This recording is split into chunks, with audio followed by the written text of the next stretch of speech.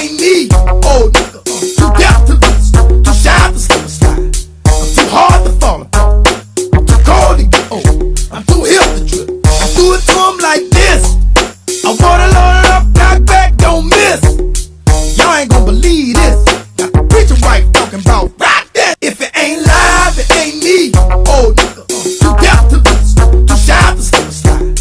I'm too hard to fall apart. I'm too cold to get old. I'm too hip to trip. I do it to 'em like this. I wanna load it up, knock back, don't miss. Y'all ain't gon' believe this. Got the preacher wife talking about rock that. If it ain't live, it ain't me. Old nigga, too deaf to lose, too shy to slip and slide. I'm too hard to fall apart. I'm too cold to get old. I'm too hip to trip. I do it to 'em like this. I wanna load it up, knock back, don't miss. Y'all ain't gon' believe this. Got the preacher wife talking about rock that. If it ain't live, it ain't me. Old nigga, too deaf to lose, too shy to slip and slide. I'm too hard to fall apart. I'm too cold to get old. I'm too hip to trip. I do it to 'em like this. I wanna load it up, knock back, don't miss. Y'all ain't gon' believe this. Got the preacher wife talking about rock that. If it ain't live, it ain't me. Old nigga, too deaf to lose, too shy to slip and slide. I'm too hard to fall apart. I'm too cold to get old. I'm too hip to trip. I do it to 'em like this. I wanna load it up, knock back, don't miss. Y'all ain't gon' believe this. Got the preacher wife talking about rock that. If it ain't live, it ain't me. Old nigga, too deaf to lose, too shy to slip and slide. I'm too hard to fall apart. I'm too cold to get old. I'm too hip to trip. I do it to 'em like this. I wanna load it up, knock back, don't miss. Y'all ain't gon' believe this. Got the preacher wife talking about rock that. If it ain't live, it ain't me. Old nigga, too deaf to lose, too shy to slip and slide. I'm too hard to fall apart. I'm too cold to get old. I'm too hip to trip. I do it to 'em like this. I wanna load it up, knock back, don't miss. Y'all ain't gon' believe this. Got the preacher wife talking about rock that. All right, folks, welcome to the show. I'm Craig Shelton. This is HMW Sports Talk Live. And, hey, look, we're really happy to be here in studio today. We had that fantastic show for you folks last week. 3 hours. We had 3 hours of sports talk with the HMW family last week, and I'm telling you, it was off the hook. But today, I promise you, we have not let you down as we continue to aim to please. And we have a special guest that will be joining us in studio sometime here shortly, and that would be the Texans All-Pro, Pro Bowl left tackle Dwayne Brown, and we're really, really pleased to know that we're going to have Dwayne in the studio here at some point. But right now, I got to welcome to the show my man Patrick Truesdale. Now, Patrick joins us from SRU Recruiting, and well, hell, I promised he would be here. There he is. How you doing, Dwayne? Good, man. How you doing? Good to see you, man. So I'll continue the introductions. Patrick Truesdale from SRU Recruiting, and that is my main man. That's my big brother. He kind of keeps me sharp.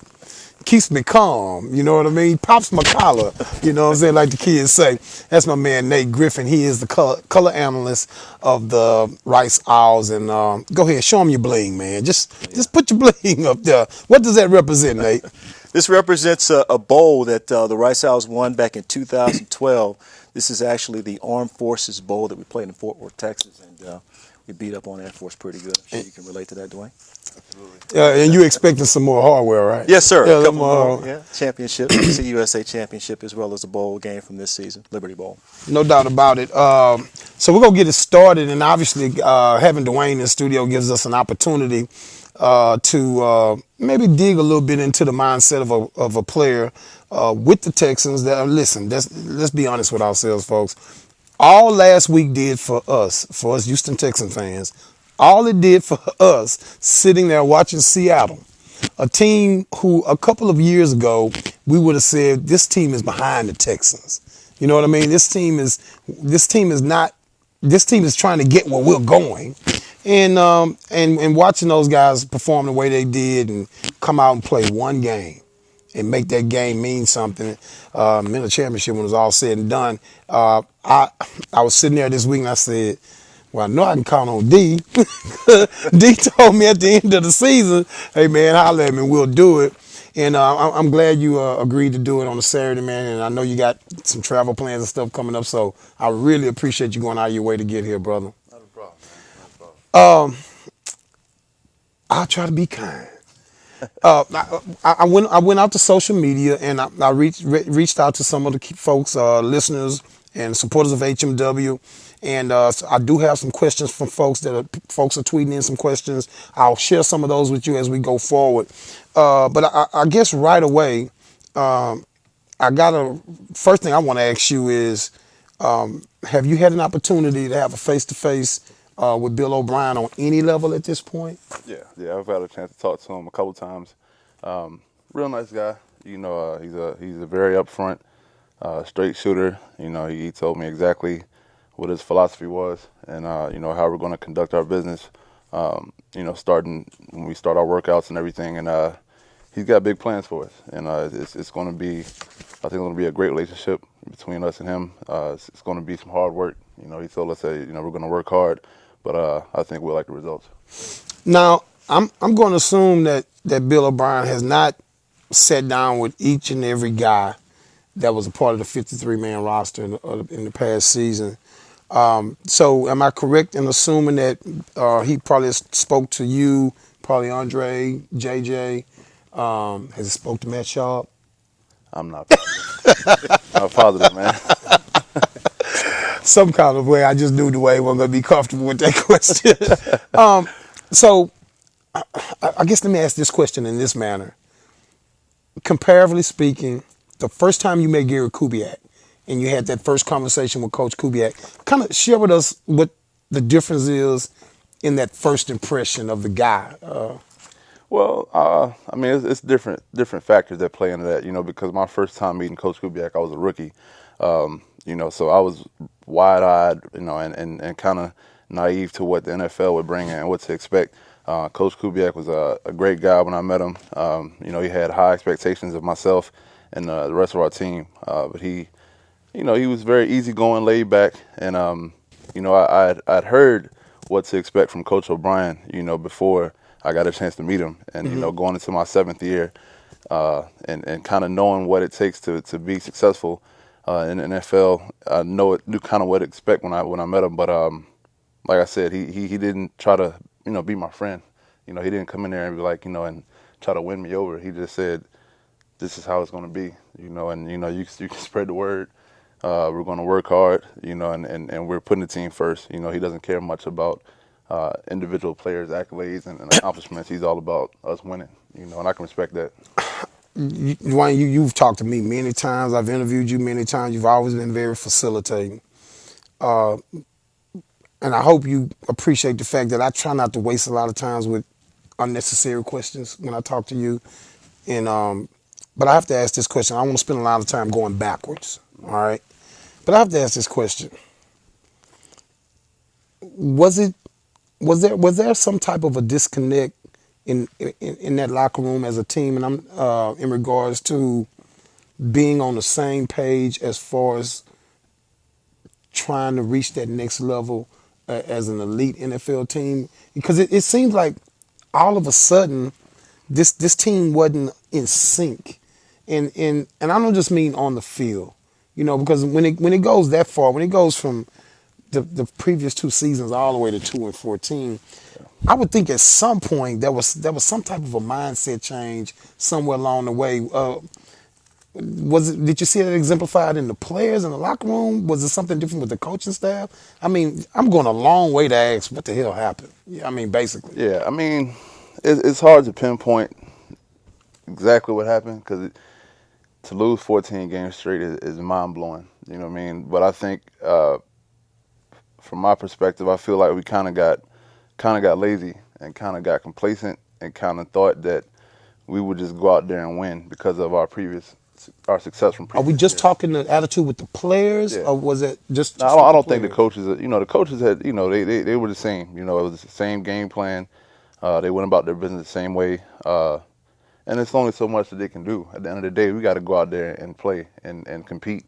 And I think we were a dominating team, those first 2 years when we we won the division, won the playoffs, and I think we kind of felt like because of the talent that we had, that we would go out there and just, it was going to happen. We felt like, all right, the first 2 games, we made some mistakes. We got ourselves in bad predicaments, but we came out and won, you know, and we thought that, we can win. We can come back and win these games, but it doesn't work like that. You know, a team's going to give you their best shot week in and week out. And I think after about that fifth loss, I think it was we kind of got back to that mentality that we had when we were losing, when we was just like, we're trying to find ways not to lose. Instead of going out there to try to win ball games, we were trying not to lose. And when things start to go bad, you know, you get a couple turnovers here, other team makes some big plays, you get that. Few key injuries too. Yeah, some injuries as well. Honest. But I mean, I'm talking about during the games themselves. Yeah. You get that kind of, here we go again kind of feeling. And that's the worst place you can be in. I'll ask this and I'll move on from that because I definitely do want to move forward. I applaud you for being honest and saying that in the way you just put it, because that's what we call real talk. So I have to ask this question. 6 years in, you're a veteran leader, respected guy on this team. Andre Johnson, veteran leader, respected guy on the team. Brian Cushion, J.J. Watt, J.Joe, Daniel Manning, all guys I'm huge fans of. At what point did you guys look at each other and go like, I mean, you taking responsibility for that yourself? And collectively, did the group leadership start to kind of look at each other and say, you know, why aren't we able to pull these guys up, you know, sort of by their britches and get us out of this? Definitely. You know, definitely. I don't feel like I had a horrible year, but I don't feel like I played up to the level that I had.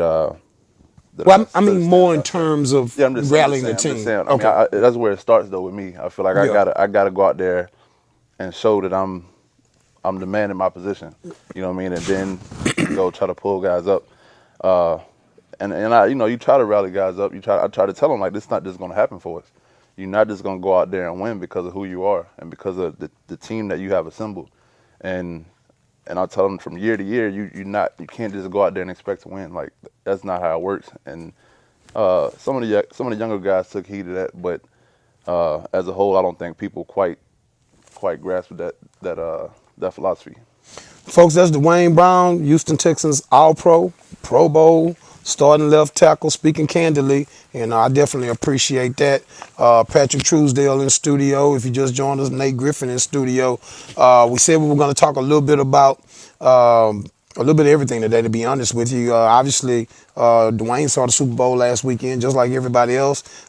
We've heard everybody's takes all week long. I definitely want to give you two guys an opportunity to kind of recap your thoughts, and I'll borrow a term from the recently dismissed Fred Davis. Put a bow on that, baby, and we'll be done with the Super Bowl in those terms. But, Nate, your thoughts on what you witnessed out there last Sunday? I think it was a big surprise to everybody. I don't think anyone expected Denver to go down to Seattle like they did. Yeah. Seattle came out with a vengeance. They played tough, and you could tell from the very first play on that it was going to be a really tough day for Denver. But I think what you have to look at is how well Pete Carroll has really assembled that team, how he's been able to take lower round draft picks, put them together, make them play well as a team, and you can see the ferociousness on defense. On offense, you got a quarterback that you selected in the third round, the third round, after you paid a guy $20 million over 5 years to come in and actually take over that squad. Didn't happen that way.